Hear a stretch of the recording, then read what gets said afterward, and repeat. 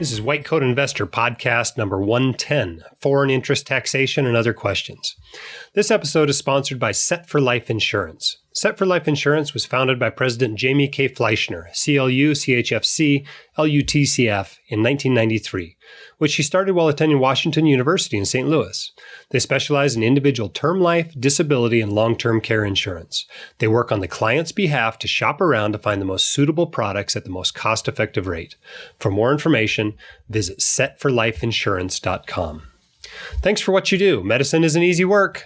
There's no doubt about it. You know, you go to work and sometimes you have to give terrible news. Sometimes you have to deal with uncertainty. Sometimes you have to deal with difficult family members, difficult patients, difficult situations, difficult consultants.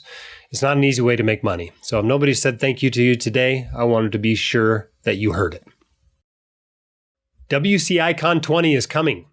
I hope you're ready for it. I hope you're excited. We're excited about it. We've got an awesome lineup. We got a ton of stars coming. There's going to be 27 hours of content, including some big names you might have heard of, like Rick Ferry and Morgan Housel, Phil DeMuth, Paul Merriman, Harry Sitt, and just about anybody you can think of that has any sort of an audience in physician, financial topics, you know, whether it's a blog or a Facebook group or a podcast. Those folks are all going to be there. It's going to be awesome. We're going to have panel discussions. We're going to have some great presentations, and the networking is going to be fantastic. Whether you are a beginning investor, whether you are a very advanced investor, there's going to be stuff for you. But the sign up for it might go pretty quickly. I don't really know how fast it's going to go. Last time, a couple of years ago, when we took 300 people at the conference, it filled in 6 days. And by the next day, I had 180 people on the waiting list. Since that time, the blog is much bigger. We have a Facebook group with 22,000 people in it. And obviously, we have the podcast going now. And we're seeing 20 or 25,000 downloads per episode of the podcast. So I think this is going to fill, and I think it's going to fill very quickly.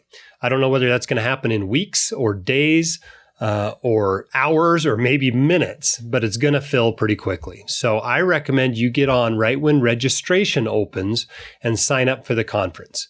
That is going to be at 7 o'clock p.m. Mountain Time on Monday, July 8th. So 6 o'clock on the West Coast, 9 o'clock on the East Coast. That's when we're going to open it up. And hopefully it doesn't all fill in 12 minutes. I'll really feel bad if that happens because that'll mean a lot of people that want to come aren't able to come. But I wouldn't be surprised at all if it fills in the first day or two. So be sure to put that reminder in your phone so you can remember to sign up for the conference if you would like to come. It's going to be really awesome.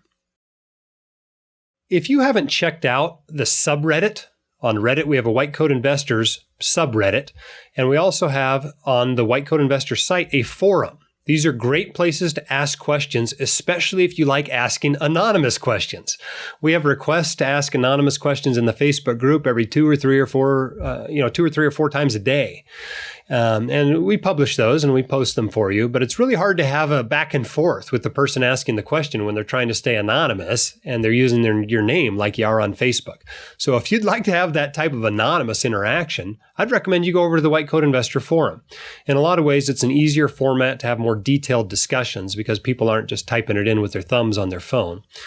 And you may also want to check out the subreddit, especially if you're already on Reddit and you like their format, the way you can vote up good content and down bad content. There's a lot of benefits there as well. And of course, Reddit's very non-promotional. I can't put any ads up on Reddit like I can in the Facebook group or on the White Coat Investor Forum. So be sure to check those out if you haven't yet and you're looking to interact with the White Coat Investors community. Today, we're going to be going through mostly questions. I'm going to take a couple here just from my email box to start with. This doc asks, I recently started a new physician job. The retirement accounts offered are a 403B, a 401A with employer match after 1 year, and a 6-year graded vesting schedule, and a 457B. I was very excited about the opportunity to put money pre-tax into a 457 for this job. However, today I found out my job uses VALIC for retirement services. I looked through the list of available funds, and it's only about 30 total. Strangely, there is no total market index fund, no S&P index fund, and only 3 or so bond funds to choose from. There are a few Vanguard funds, but most are target retirement funds only. I'm not sure how much I want to slice and dice my portfolio, but I do want more choices in available funds. What options do I have to use a different company other than VALIC? I've heard it's possible to change companies, but also the companies will make it difficult to do so, or you may end up losing money if you have an outside company do it because the match may not work correctly. I read some investment books that say you can invoke some kind of IRS law that mandates you must be given the choice to set up your account with a different company. I'm interested in hearing your thoughts. I am 33. I have 1.5 years of pre-tax savings in TIAA retirement account from my previous job, some money invested in taxable brokerage account at Vanguard, an old Fidelity retirement 403b. Should I approach TIAA, Vanguard, or Fidelity to see if they can take over my 457 and 403b and make this easier? Is that even possible? Or am I just worrying too much about this? All right. I think you've got the gist of the question here. This doc does not like his 403b, his 457, his 401a. The investment choices are crummy. They're high cost, they're actively managed, etc. Lots of people have had this issue with their retirement plans. But when you are an employee, you're stuck with what your employer offers. You cannot go open a 401k elsewhere. You can't open a solo 401k. You can't just use Fidelity if they've chosen to use Vanguard. You got to use what is offered. That's one of the wonderful things about self-employment. Yes, you've got to pay for your own match. Yes, you've got to pay all the expenses of the retirement plan, but at least you get to choose what the retirement plan is. But if you are employed, you're kind of stuck with it. Now, you've got a few options, however. One option is to lobby your employer to change the plan, especially when you help your employer understand that they have a fiduciary duty to you and the other employees. They will be much more likely to pay attention to this when they start realizing that they can be sued for having a crappy 401k. And so I would, subtly remind them of that fact. Be careful not to lose your job, of course. Remember, lots of practices have their retirement plans set up by the practice owner's golfing buddy. And so those friendships might carry more weight than their desire to keep you employed. So tread carefully when trying to get your retirement plans changed. But lots of doctors have had success at least adding some other options to their retirement accounts. If you can just get them to add a low-cost total market index fund, maybe a total bond market fund, that sort of a thing, then usually you can get the 401k good enough that you can use it. The second option is you just pick the least bad funds in there and build your portfolio around that. In this doc's case, they've got an old 403b. They can leave that there and invest it. They've already got some taxable retirement savings.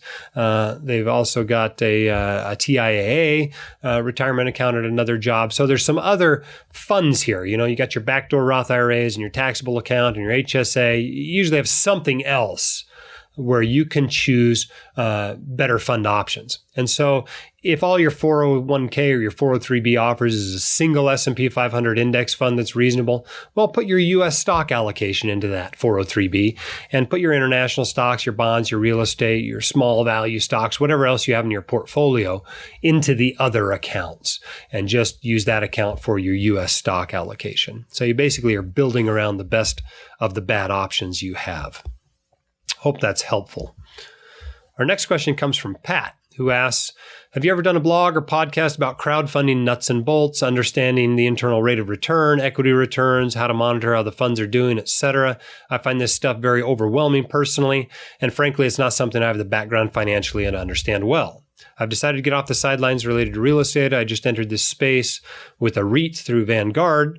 Likely I'll invest through CrowdStreet or CityVest soon as well, maybe Equity Mobile based on stuff from you and Physician on Fire. I thought a primer on understanding crowdfunding returns, et cetera, would be a nice addition to your podcast. He has one other question we'll get to in a second. But let's talk for a minute about crowdfunding. First of all, this is totally optional. If you feel overwhelmed by this, if you don't feel like you can understand it, you don't have to invest in it. There are no called strikes in investing. You do not have to invest in real estate at all. You certainly don't have to invest in crowdfunded real estate. You don't have to invest in syndicated real estate or private real estate funds. You can buy the Vanguard REIT Index Fund. It's a very simple way to get into real estate. But just realize that you shouldn't feel anxious because you're not doing what somebody else is doing. There's a lot of fear of missing out in investing. But the truth is you can't invest in everything. You can't invest with all of the crowdfunding companies. You can't invest in every asset class that somebody can come up with, at least not in any meaningful way. Nor would you want to, because your portfolio would be so complex that nobody could keep track of it. You just become an investment collector. You'd have a collection of investments without any underlying plan. So realize that to start with. IRR, internal rate of return. This applies to stock market and mutual fund investing just as much as it does to real estate. If you want to learn how to calculate that, I think the best way is using Excel's XIRR function. There's a tutorial on the blog for how to do that. Just Google XIRR and White Coat Investor and it'll pop right up. If you want to learn how to calculate those returns. But basically all that does is calculate your investment return, taking into account cash flows in and cash flows out. In an equity deal, as far as real estate goes, your return comes from four places. It comes from income, right? The rent in that exceeds the amount of expenses. It comes from appreciation of the property. It comes from the pay down of the mortgage, assuming you don't have an interest-only mortgage on it. And it comes from the tax shelter provided by depreciation. That's basically where your return comes from in equity real estate. The problem or the benefit of a syndicated real estate deal is you're basically locked in. You have to do all your due diligence up front, and then you're generally locked in for a period of 1 to 10 years. And so at that point, it doesn't really do you a lot of good to monitor the fund or the investment because you can't get out. It's illiquid. That's a big downside of it, unless you feel like you're being paid a high enough return that you're being compensated for your illiquidity. So if you really want to get into crowdfunded real estate, I would recommend you start slowly with the minimum amounts, diversify among types of deals, diversify among platforms, and with a relatively small amount of money, you'll be able to diversify well enough that you can watch for a year or 2 or 3 and kind of get a sense of how these deals work. If you read through all the memorandums that they send you and you follow their updates and you look around on their website, you'll pretty quickly gain an understanding of how the deals work. Now, that doesn't mean you're going to become an expert at choosing them. In fact, I still don't feel like I'm particularly good at choosing them, although I've made a profit on every one of them I've made. But honestly, I'm not particularly good at this. And so I've decided I'm more moving toward funds than I am selecting the investments myself. The difficulty with that, of course, is that a lot of these funds have relatively high minimums. It might be $50,000, $100,000, $250,000, $1 million, $10 million. It just depends on the fund. And obviously, most of us are going to be priced out at some point from those funds. This Pat also had another question. Ever consider polling your listeners related to their financial situations anonymously? You get basic infos like their age groups and how much they save for retirement and various accounts. People might enjoy that and get an idea where they stand in their retirement planning and success. The problem with these sorts of surveys is that those doing well are much more likely to answer the survey questions. And so what you end up happening is you have these hyper successful people, these super savers, talking about their savings rates of 80% and their nest eggs of $6 million at 40, that have just done awesome financially. And it starts making the average person feel inadequate and anxious. And so I'm not sure it's super helpful to compare yourself to the people willing to answer those surveys. It's interesting when you look at the surveys that poll doctors across a broad spectrum. Doctors are not that well-to-do financially. 25% of doctors in their 60s are not millionaires. And so those are the surveys I think you'd be much better off if you want to compare yourself to docs in general, rather than one I could put together of White Coat Investor listeners, or that you might find in the Facebook group or on the WCI forum, etc. Remember that investing is a single-player game.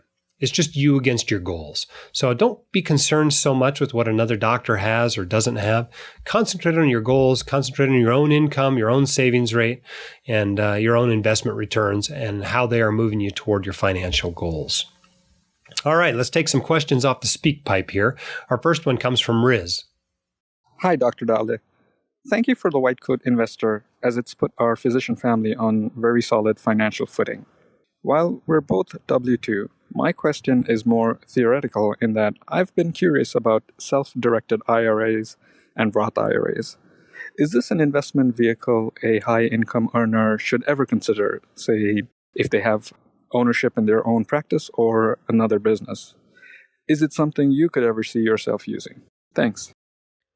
Okay, Riz is asking about self-directed IRAs and Roth IRAs and when they should be considered. Well, basically, you use them to invest in stuff that you can't buy at a Vanguard or a Fidelity type IRA. So what does that usually mean? Well, that usually means real estate, hedge funds, alternative investments, those sorts of things. Now, the benefit there is that you can invest in anything you want. The downside is there's almost always additional fees. It might just be a few $100s a year, but you might be surprised how quickly they add up. In fact, the fees are usually substantial enough that this is not worth doing for a small IRA. If your IRA is only $10 or $15 or $20,000, this is probably not worth doing. It needs to be a larger IRA. Keep in mind that you can also do this with the solo 401k. You can have a self-directed 401k. And in fact, when it comes to real estate, there are actually some types of taxes that you avoid in a self-directed 401k that you have to pay in a self-directed IRA. So that's the basic reason why people use those. I actually have a self-directed individual 401k now. It just happens to be a feature that came along with the one I needed in order to do the mega backdoor Roth that I started doing this year. But I suspect I'll probably eventually use it to do some of my real estate investing. Okay, our next question comes from Robert. Hey, Jim. I'm a fourth-year medical student and about to begin an orthopedic surgery residency. I have a question regarding the REPAY program.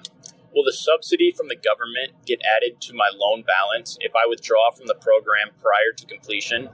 I'm interested in the program because my effective interest rate will be about half of my current interest rate. However, I do not anticipate completing public service loan forgiveness.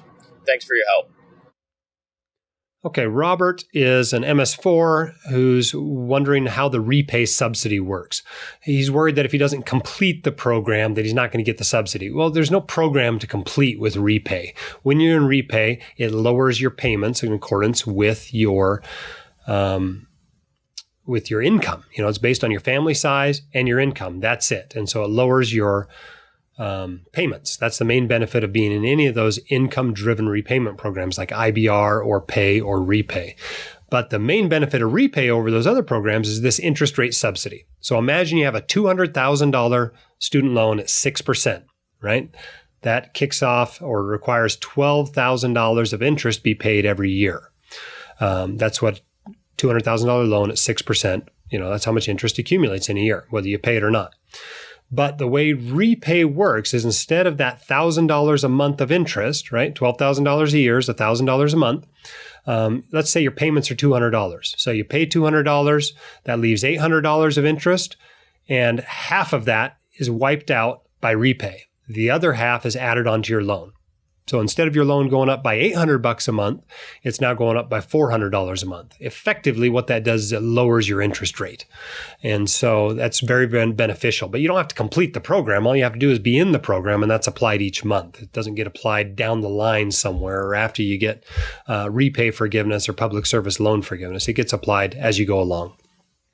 All right, our next question is anonymous. Hey, Jim. Thanks for your podcast and for the blog. I've been learning a lot. My wife and I are young. She stays at home with our 2 boys, and I'm becoming a high-income professional in the technology industry. I max out my 401k and both of our Roth IRAs, and we put the rest in a taxable brokerage account with Wealthfront, which has the robo tax loss harvesting. We only have about 100k in there now, but the more I learn, I'm tempted to just put it in Vanguard where I have more flexibility on funds and lower fees. I think I saved probably about $400 on the tax loss harvesting this past year, maybe $500. And I'm just thinking, hey, if I'm paying that much more in fees, is it really worth it? I wanted to get your take on Wealthfront and Betterment, and I really appreciate all you do. Thank you. Okay, I get a lot of questions about Wealthfront for this reason. They really push this tax loss harvesting thing. We do tax loss harvesting. You should go with us. We're really good at doing it. Well, maybe they are really good at doing it. But the truth is you only need so much tax loss harvesting. At a certain point, more tax loss harvesting is not really beneficial, right? If you've got $700,000 in taxable losses, you don't need more tax loss harvesting. You can only claim $3,000 a year against your ordinary income. Obviously it's unlimited how much you can apply against capital gains, but until you have significant amount of capital gains, you don't need that many losses. And so be careful what you pay for just for tax loss harvesting. I've found being at Vanguard, I can do plenty of tax loss harvesting for my tax loss needs.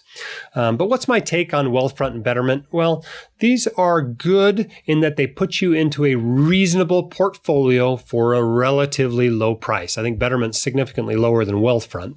But I think the niche for whom this is the right way to go is actually pretty small, because I don't think it's a very big jump to go from using Wealthfront or Betterment to just doing it yourself. And I think there's a lot of people that just need more help than they're going to get from Wealthfront and Betterment. For instance, these guys aren't going to manage your 401k. If you've got a 403b and a 457b and a 401a, and you got a taxable account and a couple of Roth IRAs and some 529s, well, what are you going to do with those other accounts? All that Wealthfront and Betterment are going to manage are your IRAs and your taxable accounts. Who's going to manage those other accounts? So if you can manage them yourself, why can't you just do the IRA and the taxable account? If you need a financial advisor to help you manage those accounts, well, why don't you just have that person also do the IRAs and the taxable accounts? So I think the actual niche for whom these make sense is pretty small. Maybe a resident that only has one single, retirement account, all they have is a Roth IRA. Well, maybe it makes sense to have that at Betterment. Obviously, you're not going to get any tax loss harvesting benefits there, but I just don't think there's a big niche for whom these are the right things to go, the right way to go. I think that's not necessarily the case for the general public. I think a lot higher percentage of the general public can use these financial advisors, these services, a lot more profitably than a typical doctor can. I just don't think it works all that great for doctors. And based on my experience having an affiliate partnership with them over the years, you guys all agree with me. I just don't have a lot of conversions on those deals. You guys simply realize it's not right for you. All right, our next question comes from North. Hi, I'm a long-time reader, and this is my first time on the podcast. I'm a VA physician, and my question today is whether I should be contributing to the traditional TSP or the Roth TSP. A little bit about myself. I'm married, filed jointly in the 35% federal tax bracket, and I live in a state with 10% income tax. If I remain at my current job for 25 years, I'll retire with a FERS pension of approximately a third of my salary. My wife and I are currently maxing out all of our tax-advantaged retirement savings and trying to figure out what's best in this case. Thank you for your time. North is a VA doc wondering whether to do the Roth or the traditional TSP. In the 35% tax bracket with a high state tax at 10%, expecting a pension and maxing out everything else. All right, so let's talk a little bit about Roth versus traditional 401k. The general rule is if you're in a relatively low income year, you're a resident or you're a resident for half the year, or you're in fellowship, or you took a sabbatical, or you're going part-time, or you took a bunch of maternity leave or whatever, that's a good year to do Roth contributions. And most of the time, the other years, in your peak earnings years, you want to be doing tax-deferred contributions, all right? So that's the general rule.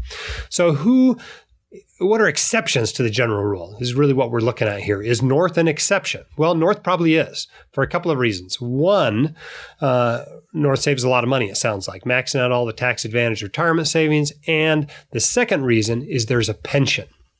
Because remember, the reason why you do tax deferred during your peak earnings years is when you pull that money out, you can use it to fill up the tax brackets, right? I think this year, the standard deduction for a married couple is $24,400. So if your only taxable income is what you're pulling out of your tax deferred retirement accounts, the first $24,400 comes out totally tax free. The next $19,000 or so comes out at 0% or at 10%, sorry.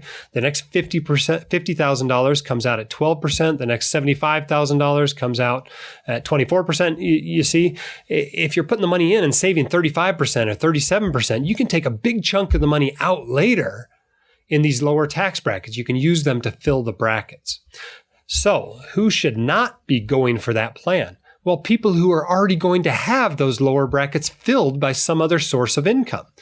Social Security will fill some of those brackets.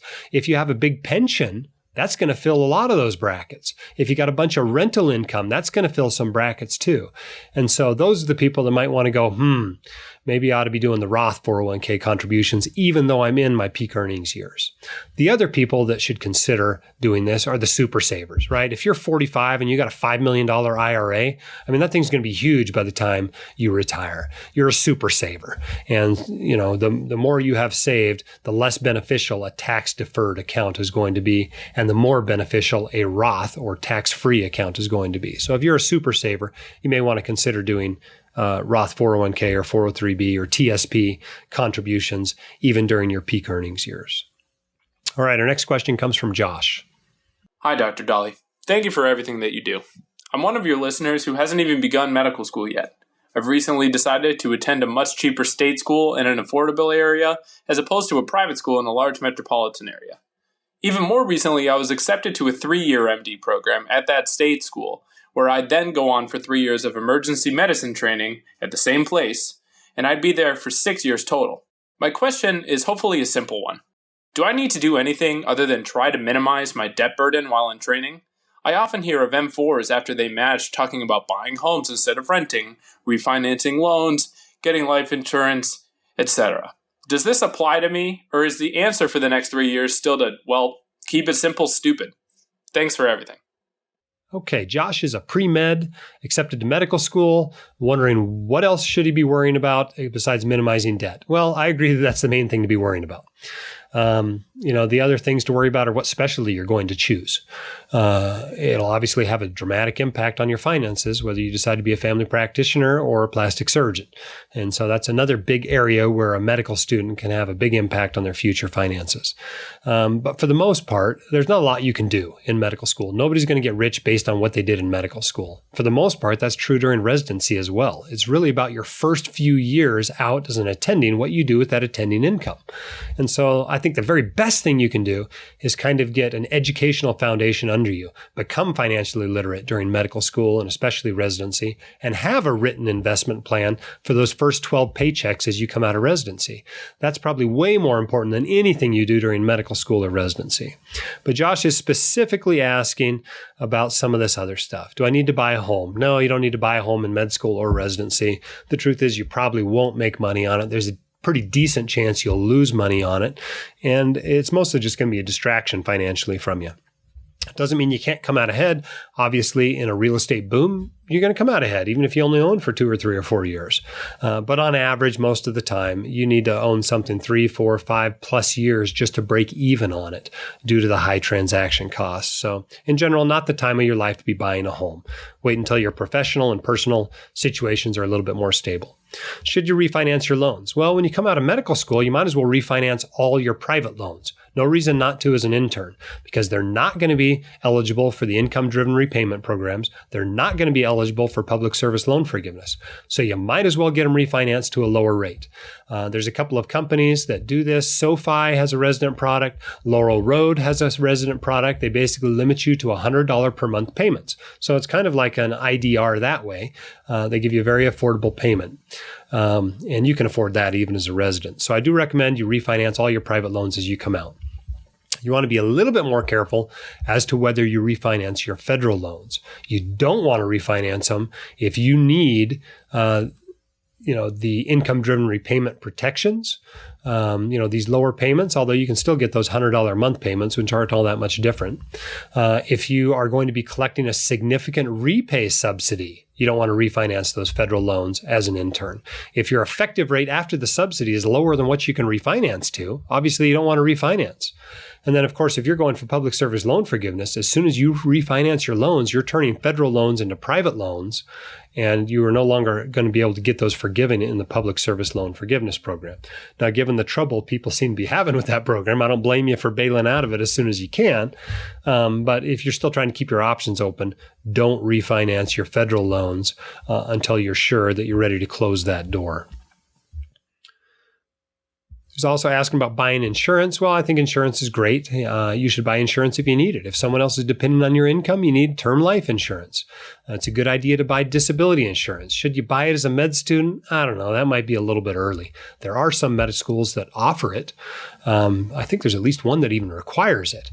But for the most part, people buy this as they start residency. If you don't have it by the end of residency, you're kind of behind the game. But I think it's probably reasonable to wait until you're an intern before you buy it. I mean, you don't even have an income before that. So yes, you do need to buy some disability insurance. You'll eventually need to buy some term life insurance if someone else depends on you. You're going to want to maintain some sort of health insurance coverage. If you have expensive property, you're going to want to insure that. And of course, liability insurance. Your malpractice insurance is usually taken care of by your medical school or residency. But at a certain point, you need to add on a personal liability coverage, an umbrella policy on top of your auto and homeowner's policy. Hope that helps. Next question is from Amar. Hi, this is Amar Panchal. I'm a pulmonologist. I have a very, commonly asked question, whether to go with a 15-year mortgage or a 30-year mortgage. I've been getting two opinions. Most people are saying, well, in 15 years, you get a better rate of interest and you'll end up paying the loan faster. But then there's some group of people who say if you go for a 30-year loan, the difference, you will end up paying less per month, although you eventually will end up paying more interest. But the amount that you pay less per month, if you invest that wisely, you may overall end up making more to cover for the cost of the extra interest that you pay for a 30-year loan. Could you throw some insight into this and how to make that calculation to know what would be the best choice? Thank you. Okay, the classic 15 versus 30-year mortgage question. This really comes down to whether you want to borrow to invest. That's really the question. Do you want to drag out your debt as long as you can because it's at a relatively low interest rate and hope you're earning more on your investments than you're paying in debt? Obviously, that's not guaranteed. So if you adjust for risk, maybe it doesn't look quite as favorable as you think it might at first glance. Personally, one of our goals was to pay off our house and pay it off relatively early. And so one nice thing about a 15-year mortgage is, at a minimum, it's gone in 15 years. And given how late doctors start their careers, I think that's about the time that you're going to be sending your kids to college. And so it's nice to take one big expense out of the budget about the time that another big expense comes into the budget. And so I think that's pretty helpful. The other nice thing about a 15-year mortgage is it's kind of a little bit of mandatory savings. That way you kind of force yourself to build some wealth rather than fritter away all your money. Behaviorally, I think it's more difficult to, borrow and invest than a lot of people make it sound. I think a lot of people just borrow and spend rather than borrowing and invest. Plus, you get a lower interest rate on a 15-year mortgage than you do on a 30-year mortgage. The advocates of a 30-year mortgage say, shoot, you got money at 3 or 4%. Why in the world would you pay that back early? And I can certainly understand the math behind that. I think a lot of people don't actually invest the money. But if you're sure you are, then I think that's a reasonable thing to do. What a lot of people end up doing, though, is they get a 30-year mortgage because they just can't afford the 15-year mortgage. And that's because they bought too much house. And so I think if you're in that situation, maybe you ought to be looking at how much house you're buying. Maybe you're in the Bay Area, maybe you're in Washington, D.C., maybe you're in New York City, and there's just absolutely no way you can possibly make the payments on a 15-year. Well, you've got some bigger questions to ask yourself about whether you want to stay there and how much wealth you want to build during your life, et cetera, before you got to tackle the 15 versus 30-year mortgage question. All right, this question from Joe is the one that we named the podcast after. He's basically asking, how does the U.S. tax foreign income? Here's his question. Hey, this is Joe. I have a quick question regarding abroad or international income tax. Let's say you are living in the States, working here, everything as per usual, and you have a high yield saving account abroad, let's say at 5 or 6%. How is it treated tax-wise? Is there anything specific or special about it? And is it a smart idea to do that? Thank you, Dr. Dolly. I think the strategy Joe is referring to here is that some countries have higher interest rates than the United States. So why wouldn't you take advantage of that? Why wouldn't you take your money to India where CDs pay 6 or 7% instead of the 2 or 3% you can make in the US? And what you've got to realize here is that there's more to it than that. There's a reason these other countries pay a higher amount. It might be that there's more risk in that particular investment. Maybe it's not insured by the equivalent of the FDIC. Also, there might be higher inflation in that other country. And so if the inflation in that other country is 8% and they're paying you 6%, well, maybe that's not working out very well for you. Keep in mind that there is a foreign exchange rate here as well. If a currency is weakening against the dollar, even if they're paying you a higher interest rate, the end result, at least in dollars, is that you're not coming out ahead. And so you got to be careful about that stuff. But at any rate, to answer your question, that foreign income is taxed as ordinary income on your U.S. tax return. Okay, there's not really a free lunch here. Bear in mind that places that are paying higher interest rates are generally expected to depreciate against the dollar. For example, you can go to Argentina. Interest rates are 20%. Sounds awesome, right? Go buy a 20% CD in an Argentina bank. Except they had 27% inflation last year, right? Ukraine's interest rates are 15%, but they had 49% inflation last year. And so there's some risks there. There's political risks, there's currency risks, there's other stuff going on. I'm not a huge fan of foreign exchange, foreign currency trading. And when you're doing this, when you're taking money and putting it overseas without any sort of a hedge, that may be a significant part of your return, both positive or negative. So it seems kind of silly. If you're looking for a safe return, i.e. you're putting money into CDs or bonds, you're looking for a safe, low volatility return, it seems kind of silly to me to add on the additional risks politically and of currency fluctuations. So I'd be pretty careful doing that. If you're going to go back to India when you're done practicing, or you're going to go back to Argentina or something, maybe you want to put some of your money there and you can invest it in those sorts of investments. But I think for a typical person who's in the U.S., who's going to stay in the U.S., I think this is probably not a great idea most of the time. Doesn't mean you can't come out ahead doing it. But I think there's a fair bit of a gamble there to do so. Okay, next question comes from Gerardo. Hi, I appreciate your books and your effort. I got a question. My new advisor, Possible, is recommending that my investment be put in a Vanguard as my wishes, but all in index ETF based on something that is called CRIS Index or Report from Chicago.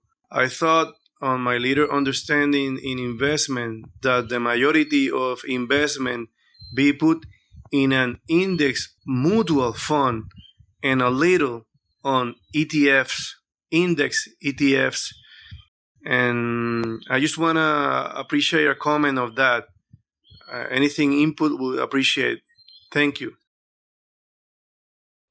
Okay, I think what Gerardo is referring to here is that their financial advisor is recommending index ETFs from Vanguard that follow the CRSP indices.